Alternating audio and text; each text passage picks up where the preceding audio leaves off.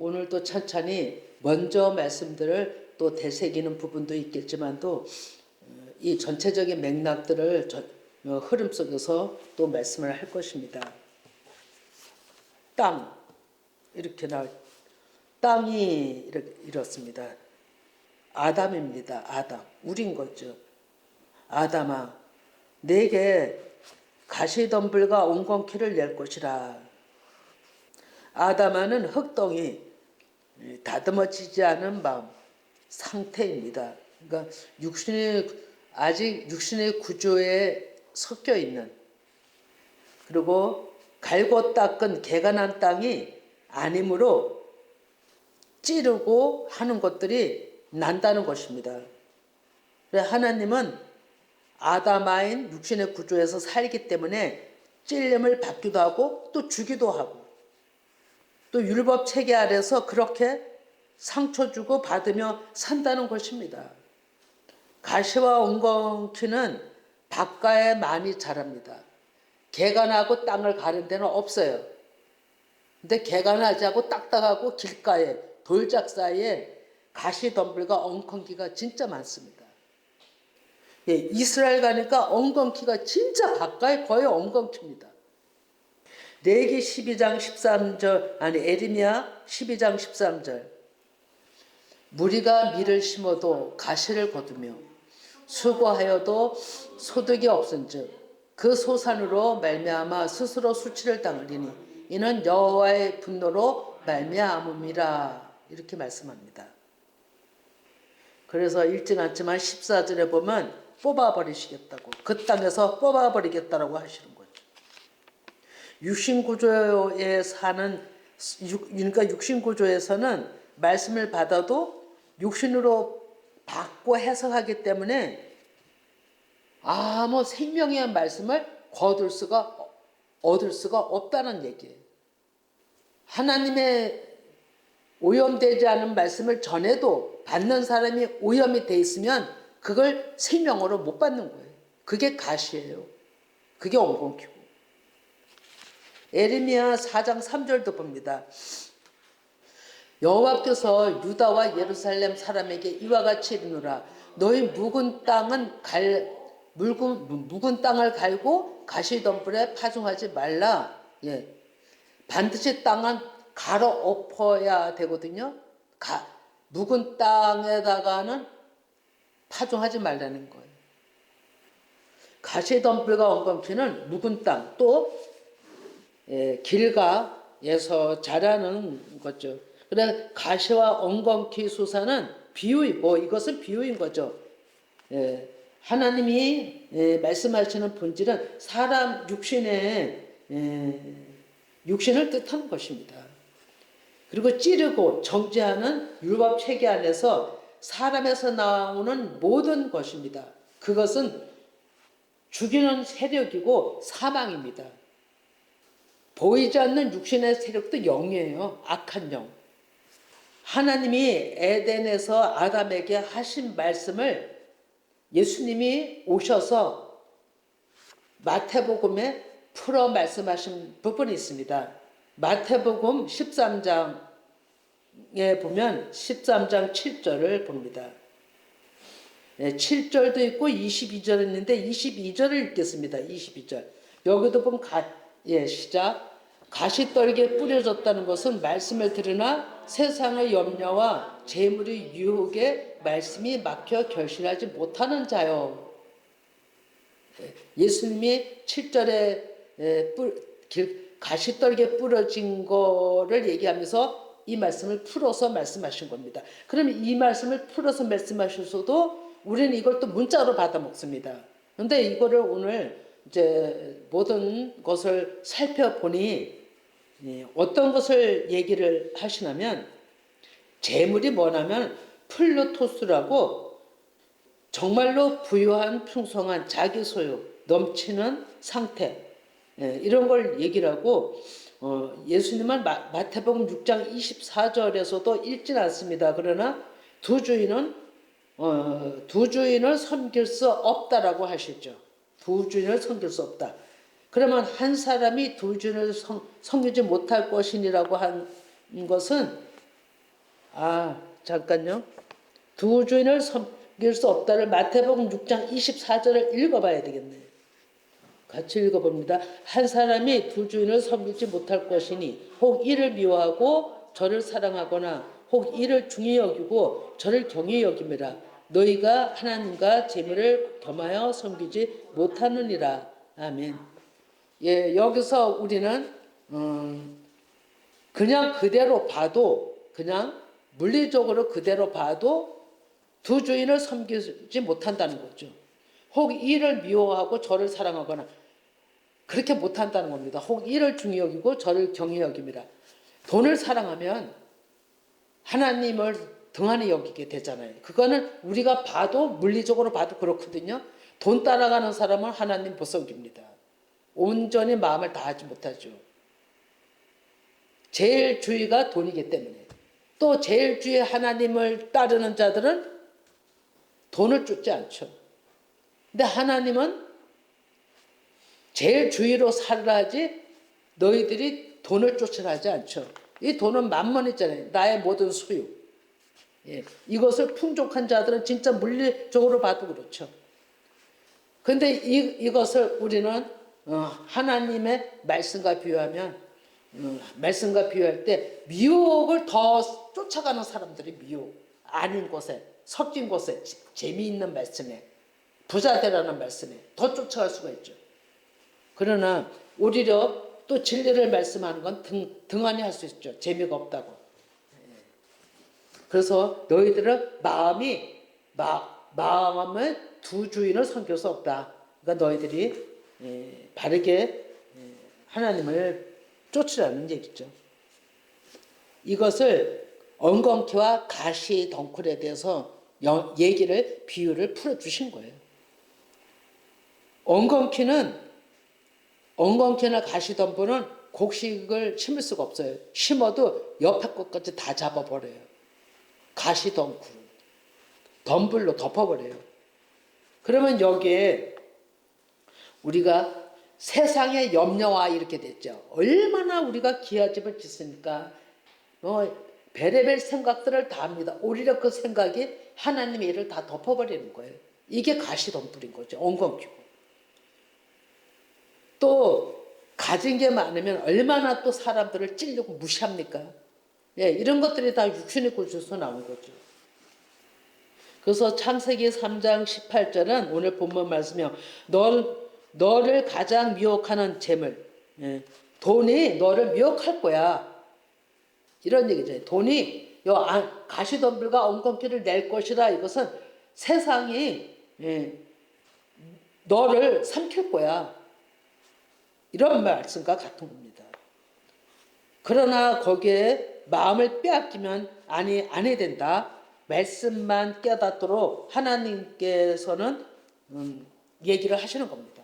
그러면서 내가 그것을 잘라버릴 거야. 이렇게 얘기를 하시는 거죠. 그것이 실제적으로 가시덤불 어근이 뭐냐면 쿠츠인데 잘라내다는 의미가 있습니다. 무엇으로 잘라내냐면 낫으로 잘라내죠. 농사 짓는 사람들은 그걸 낫으로 잘라내는 거거든요. 이 낫도 하나님의 말씀을 얘기를 합니다. 그러면 농사 짓는 사람들도 실제로 엉겅퀴와 가시를 보면 다 쳐냅니다. 잘라내요.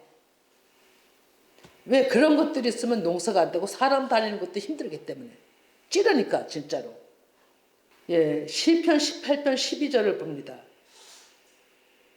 시편 118편 12절. 예. 읽어봅니다. 그들이 벌들처럼 나를 애워쌌으나 가시덤불이 불의 불같이 다 없어졌나니 내가 여호와 이름으로 그들을 끊으리로다. 엄청나게 가시덤불같이 덤볐지만도 애워쌌지만도 하나님께서 불같이가 뭐냐면 말씀의 불이에요. 말씀의 불. 말씀으로 하나님께서 다 끊어버리시겠다는 거예요. 태워버리고 끊어버리고. 하나님께 완전히 원수기 때문에 그런 거예요. 우리의 육신의 구조가 다 완전히 대적이에요. 그렇기 때문에 예, 우리가 밭에 엉겅퀴 가시를 쳐내는 것처럼 하나님도 우리 마음에서 그걸 계속 쳐내는 일을 하시는 거예요. 이게 전쟁인 거예요. 그런데 하나님이 보이시는 하나님과 나를 통해서 내 안에서 말씀으로 내 안에서 깨달아 그것을 하게끔 하시는 거죠. 깨달을 때마다 그게 쳐나가는 거죠. 이것이 뭐냐면 뱀, 낫이 정체예요. 그것들이 우리 안에서 그렇게 힘들게 하는 거예요. 그래서 사단의 머리통을 밟아버린다고 하는 거예요. 창세기 3장 15절에. 이것이 하루아침에 한 번에 끝나는 게 아니고 우리가 하나님 앞에 갈 때까지 덤비는 거예요. 아말렉 세력이에요. 얼마나 악한지.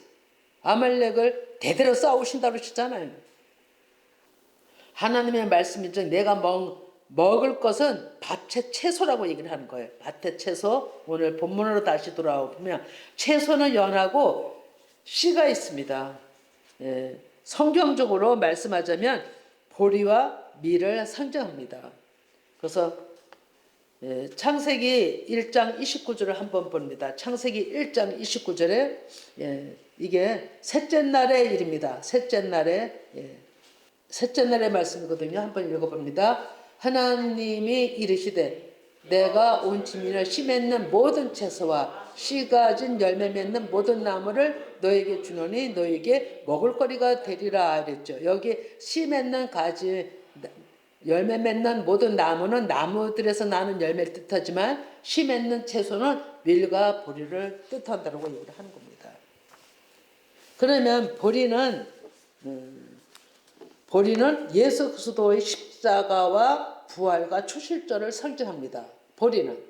그래서 이것은 유월절을 의미해요. 그러면 밀은 부활의 그 영, 성령의 가르침을 받아 진리를 깨닫는 오순절을 또 뜻합니다. 밀은. 이것이 레위기 23장의 말씀에 나와 있죠. 그러면 하나님께서는 아담에게 내 마음을 갈아엎고 기경하여 잘 가꾸어 먹으라라는 것입니다. 그래야만 하나님의 주시는 양식을 먹을 수 있다라는 겁니다. 절기에 따라 주시는 양식을 먹을 수 있다. 근데 그 채소 곧 하나님의 말씀을 듣는 가운데는 반드시 보리의 뜻한 것처럼 십자가 죽음과 부활을 체험을 하고 오순절의 깨달음을 경험하게 될 것이라는 거예요. 그리고 너희들은 나에게로 돌아오라는 거죠. 돌아오기 위해서 그렇게 절기를 따라 너희들이 내가 주는 생명을 갖고서 기경해서 너희들의 마음을 날마다 회개하며 하나님을 찾아서 절기에 주시는 말씀대로 법대로 먹으라는 거예요. 너희들 마음대로 먹지 말라는 거예요. 너희들 마음대로 안다고 먹는 것이 가시덩굴이고 엉겅퀴예요. 그게 육신의 체제예요. 선악과를 아는 나무의 체제예요. 그렇게 하면 안 해야 된다라고 얘기를 하는 겁니다. 그래서 너희들이 채소를 먹으라는 겁니다. 채소를. 밀보리에 유월절과 오순절과 절기에 따라 주시는 말씀을 먹는 것이 너희들의 먹을거리라는 거예요. 그럼 오순절 말씀은 깨닫는 수준인데 씨 가진 열매 된 자들이 요단을 건너는 창조 넷째 날을 또 의미합니다. 이게 좀 창조 역사 계속 얘기를 하기 때문에 이런 말씀들이 계속 따르게 됩니다. 그럼 이 말씀은 넷째 날 요단을 건넌 자들, 강명체들이 되어 다섯째 날과 여섯째 날들을 살아가는 자들이 되는 거죠. 지금까지는 애부의 말씀을 진리의 말씀을 듣고 내 안의 것이 제거되면서 왔다면 이제는 요단을 건너 넷째 날이 되어 강명체가 된 그릇들이 된 자들은 내 안에서 하나님의 말씀이 들려져서 깨달아져야 돼요. 그래야 바다 수는 다섯째 날, 여섯째 날 바다의 수준에 있는 짐승 같은 자들에게 말씀을 전할 수가 있는 거예요. 남에게서 들은 거 가지고는 전하는 것은 약해요. 능력이 나갈 수가 없어요. 내 안에서 말씀이 들어와 내가 그 말씀이 내 안에서 깨달아져야 그 힘이 생명이 일을 하는 거예요. 그래서 나도 변화가 되고 내 안에 거 쫓아내고 남도 변화시키는 능력이 나가는 거예요. 예, 그래서 기경을 하라는 거예요. 날마다 회개하며 살라는 거죠. 그래서 날마다 너희들이 감사할 때 그 욕심을 이길 수가 있는 거예요. 감사할 때. 그래서 하나님은 무기력하고 견고한 성, 예, 또 속이는 거, 내 안에 감추어진 것 다 드러내시고 정결하게 하시겠다는 거예요. 하나님은 내가 너희들을 정결하게 해주겠다. 엉겅퀴와 가시를 제거해 줄 거야. 이런 얘기잖아요. 너희들이 근데 그것과 싸워야 된다 그러죠. 하나님을 대적하는 불순종하는 불순종하는 자체가 살인인 거예요. 또 가정스러운 거 살인 간음인 거예요. 또 도둑질하는 거예요. 그러면 하나님 아버지 앞에 부정하고 선악과 체제 속에서 선악과 아는 것 먹은 자체가 십계명 하나님을 말씀에 살인한 거예요. 그러면 하나님의 말씀을 살인하고도 아는 척하고 이 안에다가 감춘 거 선악과를 먹고 이 안에다 감춘 게 하나님의 말씀을 도둑질한 거예요. 또 내 것으로 삼았잖아요. 하지 말자는 걸 가지고 완전히 또 숨긴 거잖아요. 그러면 3장에서는 오늘 이제 계속 창세기 3장에서 말씀하는데 간음을 드러내는 거예요. 간음한 거를 하나님은 다 드러내시는 작업을 하시는 거예요. 아담과 여자를 통해서 다 드러내시는 작업을 한 거죠. 그러면 가나안을 건너가서 이스라엘 백성들이 요단을 건너고 가나안을 건너갔어요. 여리고를 정복을 했어요. 그럼에도 불구하고 이 안에 하나님의 말씀이 일을 하고 앞에서 그 하나님의 말씀을 따라가면서 여리고성을 준비했음에도 불구하고 아이성에서 실패한 게 있거든요. 근데 왜 아이성에서 실패했을까요? 아이성에서 아간이라는 사람이 도둑질을 했어요. 훔치지 말라는 여리고성 무너질 때 훔치지 말라는 것을 에트와 금 이런 것들을 훔쳐서 묻고 자기가 자기 수중에 감추고 했던 거예요. 그것을 하나님이 알고 그게 뭐냐면 도둑질이잖아요. 그래서 하나님은 그것도 드러내시잖아요. 가나안 땅에서 이 모든 것들을 또 드러내시는 거예요. 그거를 제거하고 난 다음에 아이성을 이기게 하죠. 아간 유명한 것은 아간이 그 훔친 것 때문에 그거 드러낸다는 얘기는 이스라엘의 민족의 도둑질을 하는 그 하나님의 말씀을 훔치는 모든 것을 드러내서 제거하기 위한 하나님이 그런 일들이 일어난 거죠. 그래서 아간은 그 가족과 함께 아골 골짜기, 그 찬송을 아골 골짜기라도 가서 복음 전한다는 찬송 여러분들이 알 겁니다. 아골 골짜기에 완전히 돌무덤으로 온 가족이 묻히면서 죽는 역사가 일어납니다. 그런 하나님 아버지 앞에 불법은 하나님께서 다 죽이는 것입니다. 우리 안에서 육신을 죽이는 거예요, 그게. 그러면 또 사도행전에서 오순절이 지나갔어요. 사도들이 하나님의 말씀을 받아서 영으로 전해요. 이러는 가운데도 또 어떤 일이 초대에 일어났어요? 아나니와 삽비라가 재산을 팔아서 하나님 앞에 다 바친다 해놓고 또 하나님 모르게 자기 것 좀 챙겨놓고 또 하나님 앞에 들여다가 아내도 죽고 남편도 죽고 다 죽잖아요. 베드로가 강하게 하잖아요. 왜 그렇게 했을까요? 너희들이 하나님이 얘기를 했죠. 너희들이 우리를 속인 게 아니라 성령을 속였다고 얘기하잖아요. 이 얘기는 속이는 것, 거짓 영을 전체적으로 제거하기 위해서 또 그런 일들을 강하게 또 베드로가 한 거죠. 그래서 그 한 사람을 통해서 그 어둠의 세력들을 제거하는 일들을 이렇게 하는 거예요. 그러니까 우리가 하나님을 열심히 믿어도 내 안에는 여전히 그런 구조들이 있는 거예요. 내가 다 됐다고 하는 게 교만인 거죠. 날마다 우리 엎드려야 되고 날마다 내가 죽는다라는 고백이 나와야 된다니까요. 사도 바울처럼. 성령이 역사하시고 내 안에서 일을 하심에도 불구하고 그런 일들이 일어나는 거예요. 그래서 우리는 날마다 히브리서 4장 12, 13절 봅니다. 이거 하나님의 말씀이 일하시는 거거든요. 오늘날에 우리에게도 어떻게 일을 하시느냐?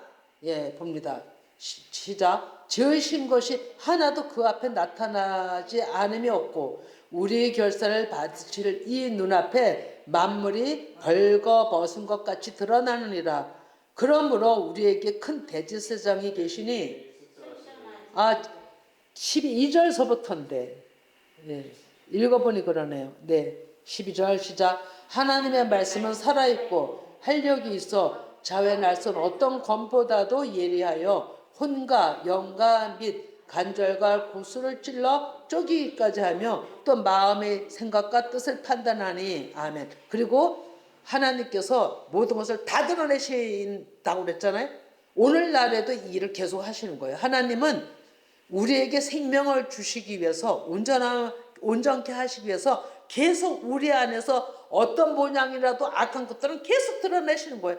엉겅퀴와 가시를 보면 농사꾼이 자꾸만 제거하는 것처럼 하나님의 말씀도 우리 안에서 계속 제거하시는 거예요. 그래서 하나님의 말씀과 우리 안의 육신은 계속 이것이 보이지 않는 전쟁인 거예요. 싸우는 거예요. 그거를 아담에게 지금 이런 일이 일어날 거야. 이런 일이 있을 거야 라고 지금 얘기를 하는 거예요. 너는 이것과 싸워야 돼. 거기서 치함을 얻어야 돼. 이렇게 얘기를 하시는 거죠. 오늘 본문 말씀을 이제 비춰주시기 바랍니다. 예, 창세기 3장 19절이죠. 19절, 예, 18, 19절을 이렇게 올려주시면 됩니다. 예, 18, 19. 땅이 내게 가시덤불과 엉겅퀴를 낼 것이라. 내가 먹을 것은 밭의 채소인즉, 지금까지 이제 그런 걸 설명했다면, 내가 흙으로 돌아갈 때까지 얼굴에 땀이 흘려야 먹을 것을 먹으리니 내가 그것에서 취함을 입었습니다. 예. 그 악한 것에서 온전하게 네가 진액이 나도록 땀이 흘려서 일을 해야만 네가 그것에서 취함을 얻는다라고 얘기를 하는 겁니다. 예, 쉽게 되는 일이 아니죠. 그래서 하나님께서는 여기서 너는 흙이니 흙으로 돌아갈 것이니라 하시니라. 내가 아담아는 너는 원래 아무것도 아닌 존재야. 아담아라고 되어 있습니다. 이 땅은 너는 흙덩이 아무것도 아닌 존재야. 그런데 흙으로 돌아갈 때까지 얼굴에 땀이 흘러야 된다는 얘기는 내가 날마다 회개하면서 내가 추구하던 길에서 돌이켜 내 근원이 어디서 왔는지를 알라 이거예요. 내 근원이 어디서 왔을까요? 우리 근원이 하나님의 창조의 역사의 그 2장에 보면 1장에 내력이라고 되어 있잖아요. 그런데 하나님의 그 근원의 창조는 앞으라고 콧구멍으로 하나님의 세기를 부어줬다 그랬잖아요. 흙으로 사람을 지으시고 부어줬다. 이 호흡이 죽은 자 같은 육체에다가 하나님은 하나님의 호흡을 생기를 주셔서 생명이 됐다 이렇게 얘기를 하죠. 본적인 사람이 된 거예요. 내 근원이 어디서 왔는지를 알라 이거예요. 그러면서 깨달으라. 너희가 깨닫게 될 것이다 하죠. 그러면 땀이 흘러야가 제야라는 히브리어인데 스며 나온 거예요. 이 안에서 땀이 나오는 거죠. 그럼 이 땀이 볼 때 사람 수분의 100%라면 99는 땀이고 1%가 노폐물이랍니다. 물 같지만 그게 노폐물이 섞여서 나오는 거예요. 이것이 너에게서 나와야 되는 거예요. 노폐물이 물과 함께 나와야 되는 거예요. 그래서 우리가 영적 싸움을 하시는 분들은 많은 거를 이제 이런 말씀들을 이해를 할 겁니다. 무엇이든지 우리 안에서 노폐물이 나와야 돼. 코로든지 소변으로든지 대변으로든지 가래로든지 춤으로든지 뭐든지 노폐물이 나와야 되는데 여기서는 땀으로 비유를 한 거죠. 땀으로 나와야 되는 거예요. 그러면서 여기서 보면 19절 돌아갈 때까지 얼굴에 땀을 흘려야 먹을 것을 얻으리니, 이 얘기는 하나님 앞에서 그 네가 하나님 아버지 앞에 온 마음을 향하여 얼굴을 향하여 그 진액을 네 안에 있는 모든 악한 것과 싸우라는 얘기예요. 그래서 그것을 네 안에서 그 악한 것들을 정복하고 전리품으로 하나님의 영으로 그것을 취하라는 얘기예요. 우리가 적군을 물리쳤을 때 그 적군들이 가지고 있는 걸 전리품이라 그러잖아요. 취한다 그랬잖아요.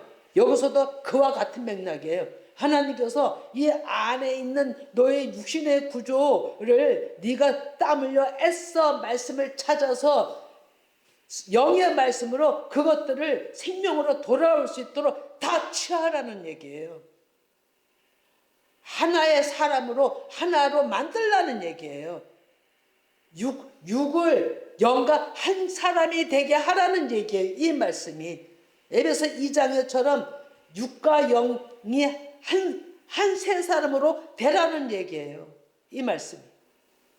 그러니까 이것을 하기 위해서는 반드시 예수님이 십자가 죽으심으로 그 일을 성취하신 것처럼 우리도 이 안에서 반드시 땀을 흘린다는 것, 나의 십자가 죽음이 있어야 돼요.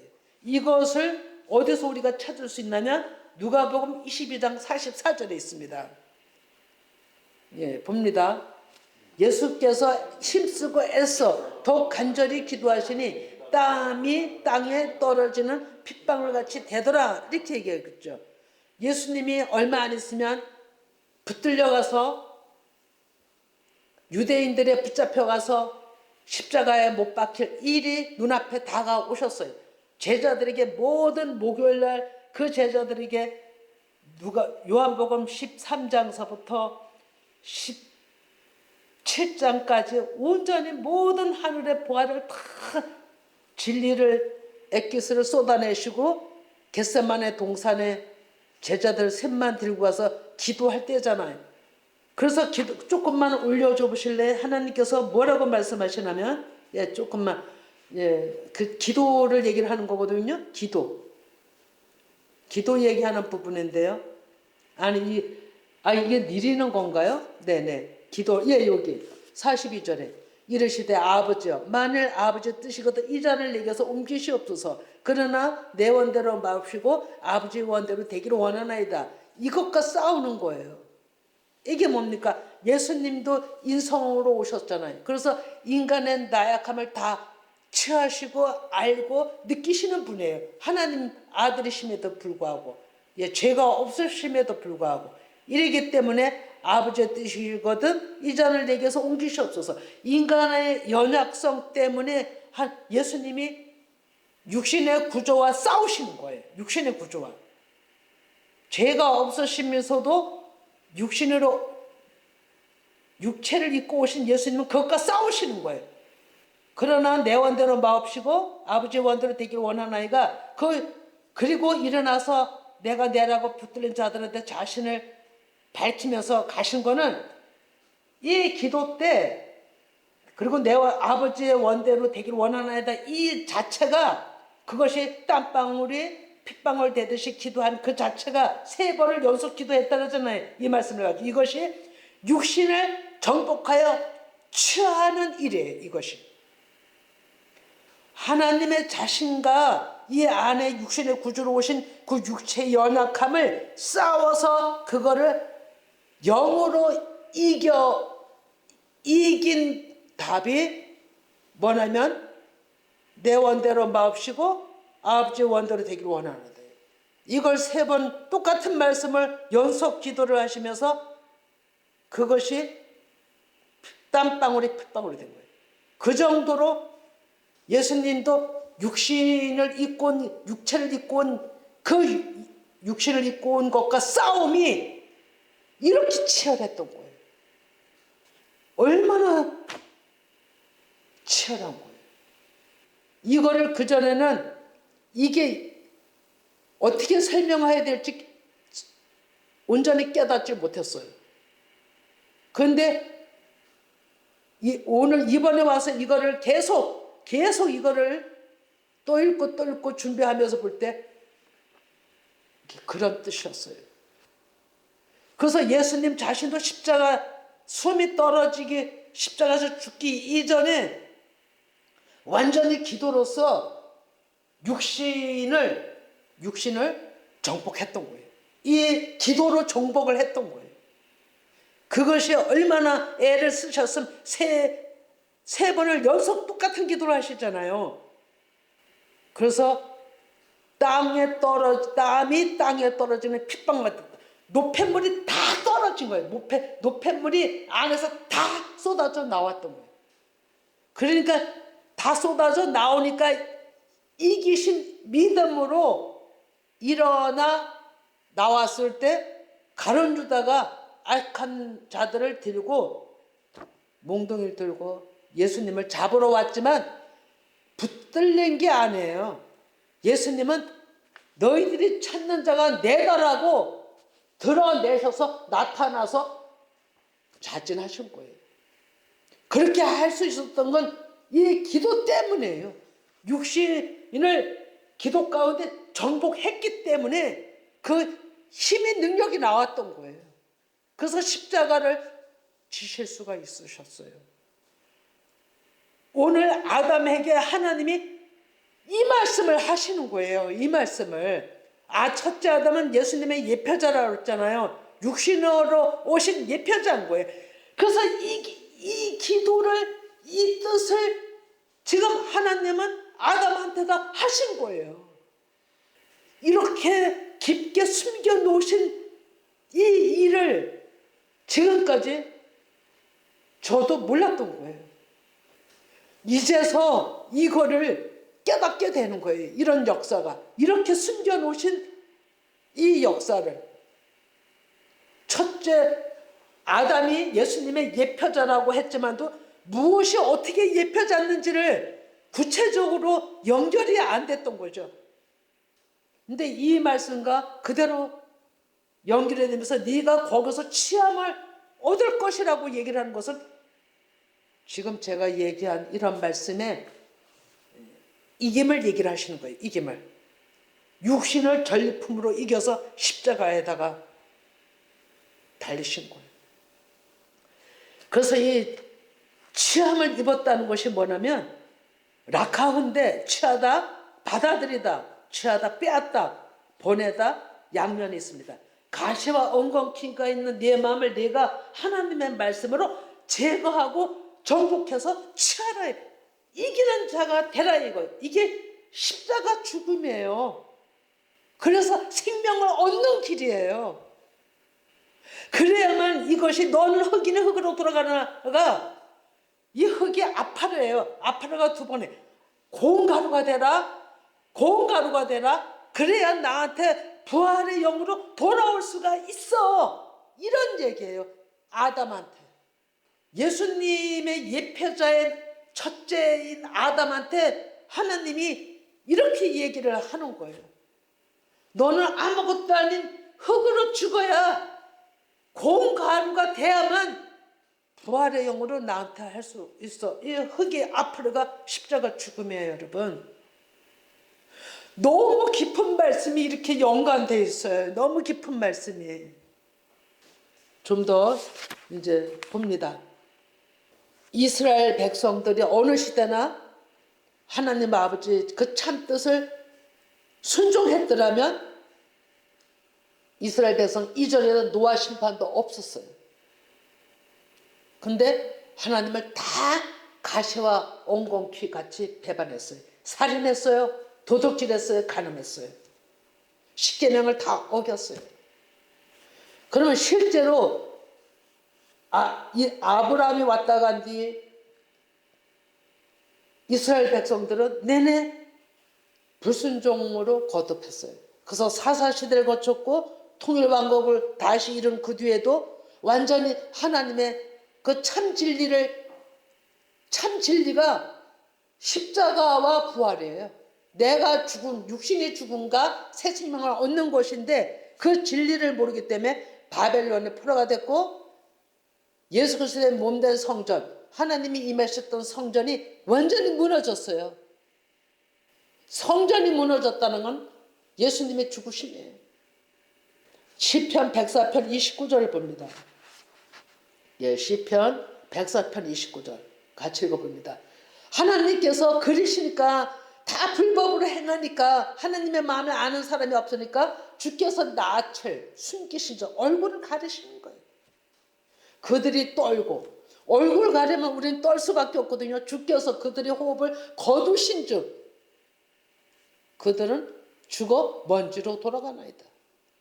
이 얘기를 보면 그냥 이걸로 끝나는 것 같잖아요. 근데 이걸 영적으로 보면 하나님이 낯을 숨기지만 그들이 떨고 주께서 그들의 호흡을 거두신 즉 육신을 거두신 즉 그들은 죽어 육신이 죽어 아파로 먼지로 하나님께로 돌아온다는 얘기예요.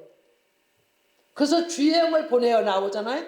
주의 영을 보내어 하나님의 부활의 영을 보내어 육신이 죽은 먼지가 된 아파르 그 자에게 그들을 창조하사 지면을 새롭게 하시나이다 라고 얘기를 하고 있죠.